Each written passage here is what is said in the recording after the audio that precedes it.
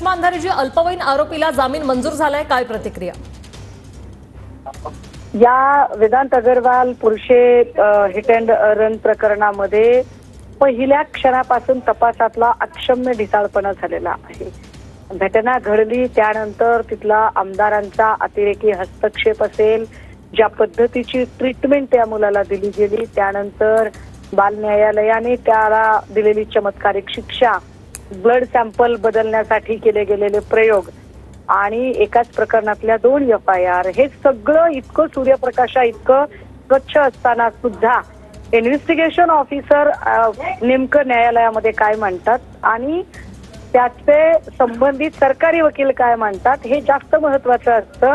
Investigation officer आणि सरकारी न्यायालय वकील या लोकांनी जर प्रामाणिकपणे भूमिका अदा केल्या तर मला वाटतं अशा लोकांना निश्चित जामीन मिळत नाही.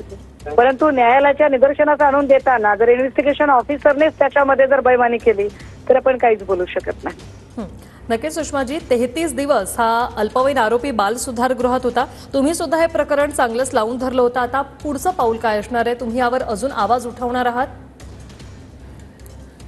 हायकोर्टातनं जामीन झालेला आहे. मला वाटतं अजून निकालाची प्रत आपल्या हातात पडलेली नाही.